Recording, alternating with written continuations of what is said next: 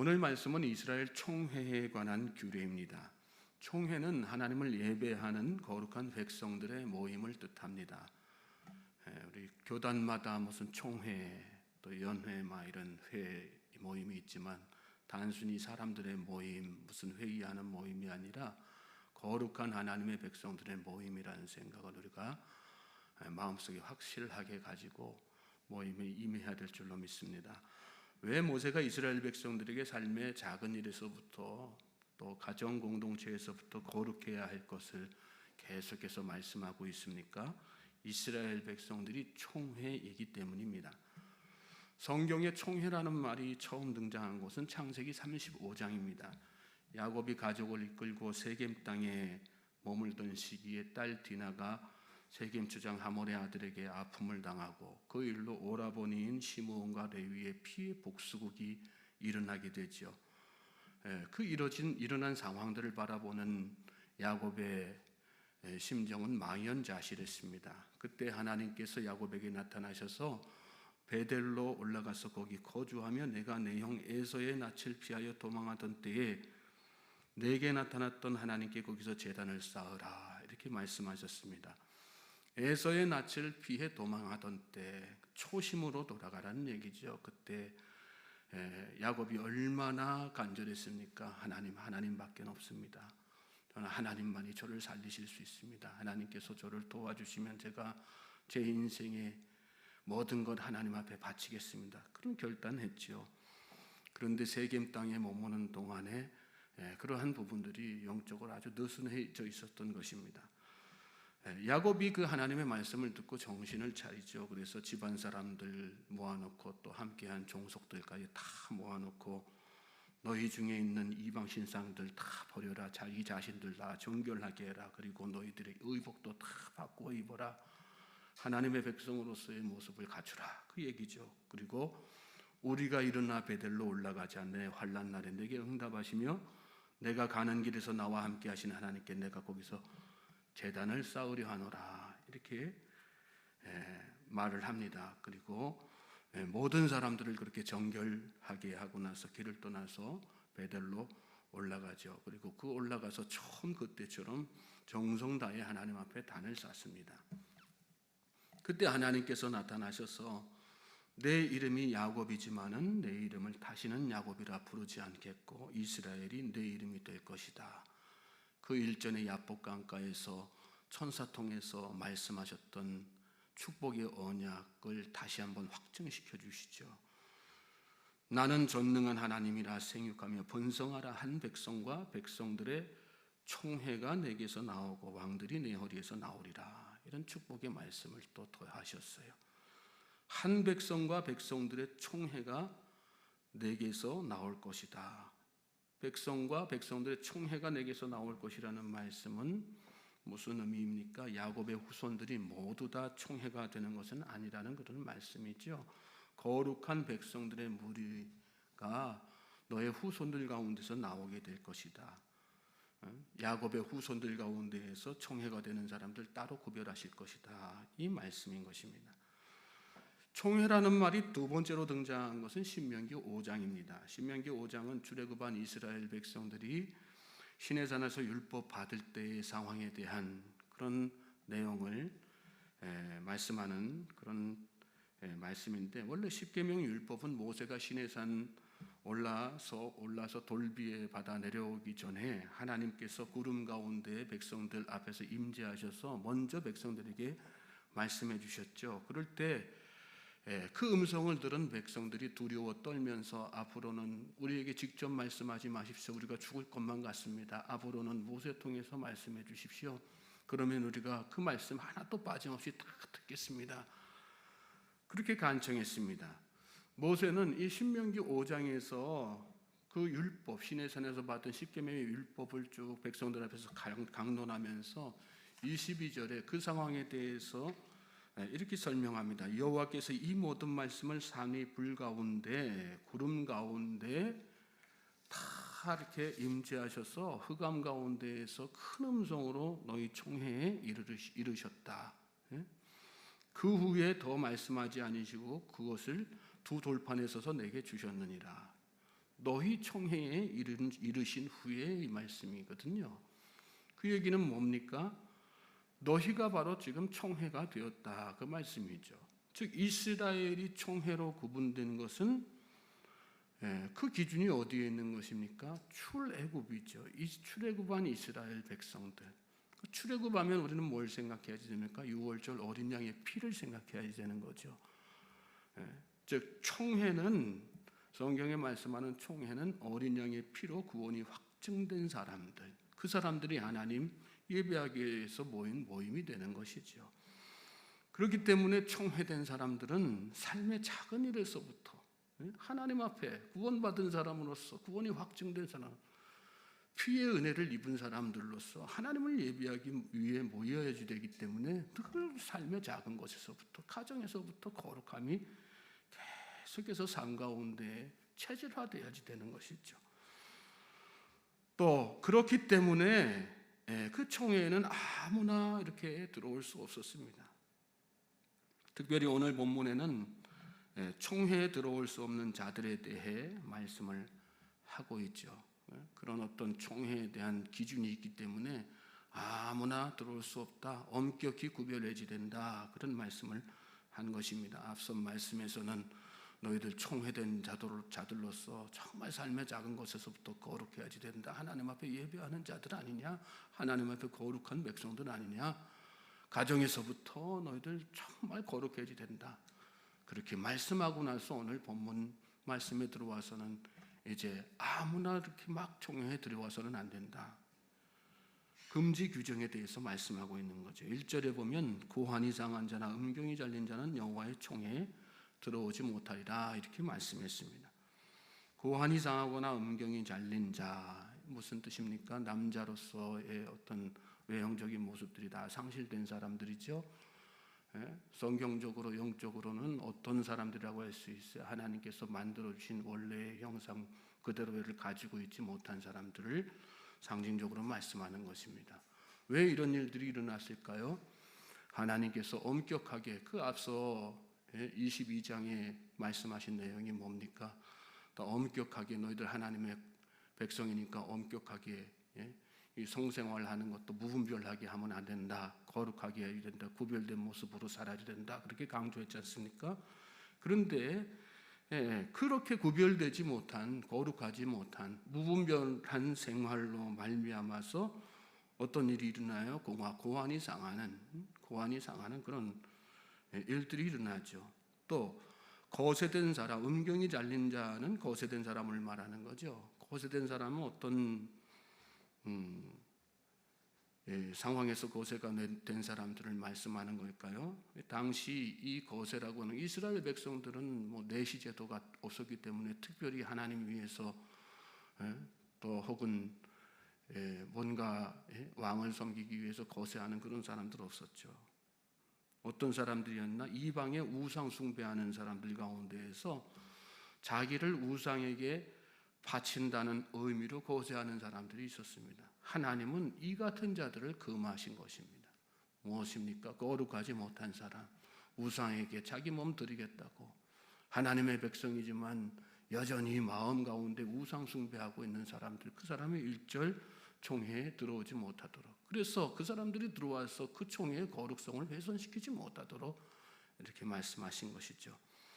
저는 저와 여러분의 삶 가운데서 늘 거룩함이 몸에 익숙하게 배어질 수 있기를 주님의 이름으로 소망하고 축복합니다. 몸과 마음이 다 거룩해야지 되는 것입니다. 2절의 사생자 또한 같은 맥락으로 우리가 해석할 수 있습니다. 이 사생자는 아비 없는 자식이죠. 이때 아비 없는 자식은 어떻게 생겨났는가? 음행으로 태어난 자들, 하나님께서 금하신 여러 가지, 이때 당시 일부 다처제이기 때문에 얼마든지 내가 적법한 가운데에서 결혼할 수 있고 또 그 결혼 통해 가지고 적법한 자녀들 낳을 수 있는데, 사생자를 낳았다는 것은 그렇게 대외적으로 떳떳하지 못한 상황에서 태어난 자식, 뭡니까? 음행의 결과로 태어난 자식들 이야기하는 거죠. 그래서 음행이기 때문에 그 출발이 음행이기 때문에 하나님께서는 이 사생자들을 다 10대까지도 들어오지 못할 것이다. 이 말씀 뭐예요? 10대라고 하면은 수백 년 아니겠습니까? 철저하게 이렇게 구분된 삶을 살도록 하시기 위해서 금하셨다는 것입니다. 또 총회에 대한 마음가짐을 그렇게 단호하게 가져야 된다. 오늘 저와 여러분이 예배에 임하는 자세는 어떻습니까? 우리가 다 교회의 한 구성원이 됐죠. 또 믿음을 고백하고 세례받고 입교인이 됐죠. 그 자세는 어떻습니까? 그 마음가짐은 어떻습니까? 그 모임 자체에 대한 거룩성을 우리가 스스로 늘 생각하고 기억하고 또 경각심을 가지고 살 수 있습니까? 아무나 들락날락 하는 거지 그런 가벼운 마음으로 드나들고 있습니까? 저는 저와 여러분에게 이 공동체에 대한 교회 공동체 또 총회에 대한 공동체에 대한 그 거룩한 마음, 영적 경각심이 늘 떠나지 않게 되기를 주님의 이름으로 소망하고 축복합니다. 3절 말씀 또 보시면 모압 자손 또 암몬 자손에 대해서 총회에 들어오지 못하도록 이렇게 말씀하셨어요. 3절 말씀 보시면 그들에게 속한 자는 10대뿐 아니라 영원히 여호와의 총회에 들어오지 못하리라. 4절 이하에는 그 이유에 대한 말씀이 나오죠. 그들은 너희가 애굽에서 나올 때 떡과 물로 너희를 길에서 영접하지 아니하고 메소보다미아의 부도 사람 부울의 아들 발람에게 뇌물을 주어 너희를 저주하게 하려 했으나 그랬어요. 호의적이지 않았죠. 암몬 사람들은 그들의 영토 그냥 가만히 지나가겠다. 우리 가나안을 향하는가 너희들 물 한 모금도 너희들 거 먹지 않겠다. 우리 지나가게만 해다오. 그렇게 이야기했는데 허락하지 않았습니다. 모압 사람들은 거기에서 더 나아가서 이스라엘 백성들을 저주하기까지 했죠. 발람을 불러다가 저주하라. 그런데 하나님께서는 그를 바꾸어 가지고 어떻게 하셨어요? 도리어 축복하게 만드셨지 않습니까? 하나님의 일에 방해되고 걸림돌 되는 일들이 얼마나 무서운지를 우리가 깨닫게 되는 것입니다. 교회 안에 또 버젓이 교회 안에 들어와서 신앙생활하지만 하나님의 일 방해하는 사람들 있죠. 성경에는 성령 회방하는 사람, 다른 죄 다 용서받아도 성령 회방하는 자 절대 용서받지 못한다. 여기 말씀에도 영원히 총회에 들어오지 못할 것이다. 이렇게 경계하지 않습니까? 하나님의 일을 방해하고 하나님께서 하시는 일에 어긋장 놓는 사람들처럼 저주받은 인생 없는 것입니다. 저는 저와 여러분이 하나님의 일에 순응하고 또 협조적인 믿음의 사람들 되어야 될 줄로 믿습니다. 말이나 행동으로나 절대 방해하지 마십시오. 거스르지 마십시오. 그게 좋은 것 같지만 그게 내가 똑똑해서 하는 행동들인 것 같지만 그것처럼 미련한 행동이 없고 하나님 앞에 저주받을 행동이 없는 것입니다. 가정이 잘못됩니다. 다 제가 아는 어떤 장로님도 교회 생활하면서 제 모교회 장로님이셨는데 장로님 세고 났더니 결국은 교회 반기를 들고 막 이렇게 교회 목사님을 끌어내려고 막 그러다가 나중에 총회 교단의 치리를 받고 다른 교회로 넘어가게 됐어요. 그런데 그 교회 넘어간 교회가 뭐 감리교뿐만 아니라 교단을 초월해서 국내 국외적으로 아주 큰 대형 교회였습니다. 거기 가서 무슨 일 하시나 봤더니 또 마찬가지로 거기서도 똑같은 일 하시는 거예요. 그분 아들이 저보다 3년 선배인 감신대 신학생이었습니다. 지금 뭐 하는지 몰라요. 우리 교단 이렇게 주소록 보면 다 이렇게 이름이 나와 있고 그분이 어디서 뭘 하고 있는지 다 알 수가 있는데 이름이 나와 있지는 않습니다. 목사 안수 받았던 것까지는 제가 기억하는데 그 뒤로 뭐 하고 있는지 이름 자체가 없습니다. 자식이 잘 될 수가 없어요. 하나님을 방해하고 총회를 거스르는 그런 일들 하는데 하나님께서 그를 그냥 두시겠어요? 두시지 않습니다.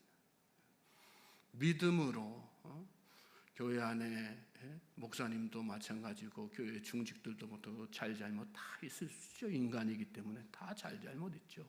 허점 없는 인간이 어디 있겠어요. 그러나 거기에 대한 판단과 결정은 누가 하시는 거야? 하나님께서 하시는 거예요. 내가 하는 거는 내가 하는 건 그 하나님의 자리를 대신하는 것이기 때문에 그래서 하나님께서 불편하게 여기시는 것입니다. 뭐 해야 됩니까? 우리 성도들은 그러한 부족한 모습들이 교회 리더십들에게 보일 때 뭐 해야 돼요? 그를 위해서 중보해야 돼요. 세상 사람들 향해서도 마찬가지지 않습니까? 세상 사람들의 부족한 모습 보이고 죄 짓는 모습 보이면 비난하고 정죄하는 것이 아니라 우리 뭐 해야 되는 거예요? 기도해야 되는 거예요. 믿습니까? 기도해야 돼요. 끌어안고 기도해야 돼요. 하나님 바로 서게 해주세요. 이 백성 바로 서게 해주세요. 우리 목사님 잘 하나님 목회하게 해주세요. 우리 장로님 바로 서게 해주세요. 기도해야 되는 거죠. 이렇게 저렇게 입으로 죄짓지 말고 행동으로 죄짓지 말고 그 죄의 대가는 다 받는다는 사실을 깨닫고 겸손한 모습으로 모든 것 하나님께 맡기고 믿음의 사람은 중보하는 사람 믿습니까? 사랑으로 감싸고 덮는 사람이 믿음의 사람인 걸 잘 깨달으시기 바랍니다. 자, 그 뒤에 또 이어지는 말씀 보시면 7절에 너는 에돔 사람 미워하지 말라 그는 내 형제임이라 애굽 사람 미워하지 말라 내가 그의 땅에서 객이 되었습니다. 그들의 3, 4대 후손은 여호와의 총회에 들어올 수 있느니라. 특별히 이 에돔 사람 또 애굽 사람은 이스라엘 백성은 아닌 사람들이죠. 그런데도 불구하고 하나님 그들 미워하지 말라 이렇게 말씀하셨어요. 형제이기 때문에 미워해서는 안 된다. 애굽 사람은 내가 그들 땅에서 객이 됐던 그 생활, 그 시절 생각하면서 미워해서는 안 된다. 그들의 3, 4대 후손, 3대 후손은 여호와의 총회에 다 들어올 수 있게 됐다. 그런 말씀하셨어요.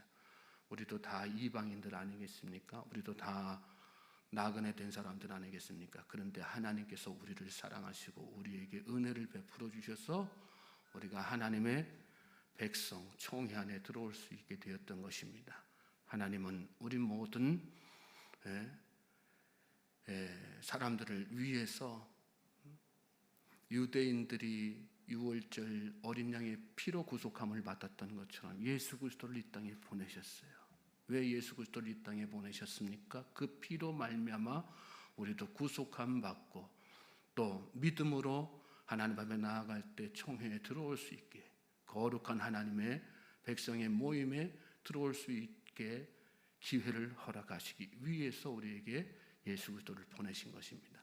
오늘 저와 여러분이 그런 은혜를 받은 사람이라고 하는 사실을 잘 깨닫고 이 하루도 감사하면서 그래서 더욱더 예수님의 보혈의 은혜 또 그 은총에 정말 감사하는 마음으로 나와 똑같은 이방 사람들 여전히 구원받지 못한 그 사람들 위해서 중보하고 복음 전하는 그 피의 보혈의 공로를 덧입을 수 있도록 복음을 열심히 전해서 나와 같이 거룩한 하나님의 총회에 들어올 수 있을 수 있도록 그래서 하나님의 놀라운 축복을 누리며 살 수 있도록 열심히 살아야 되는 것입니다. 오늘 이 하루가 저와 여러분에게 그런 하루 될 수 있길 주님의 이름으로 다시 한번 소망하고 축복합니다. 그러므로 이 새벽에 열심히 기도하실 때 여러분 나와 같은 죄인 총회 하나님의 백성 될 수 없는 나와 같은 이방인 된 자 하나님 은혜로 거룩한 백성이신 분 되게 하신 것 감사합니다. 저도 이 은혜를 마음속에 나 혼자만 간직하지 않고 주변의 이웃들 향해서 이 복음 증거하며 사는 이 하루 되게 하여 주시옵소서. 열심히 기도할 수 있는 저와 여러분 될 수 있길 다시 한번 주님의 이름으로 소망하고 축복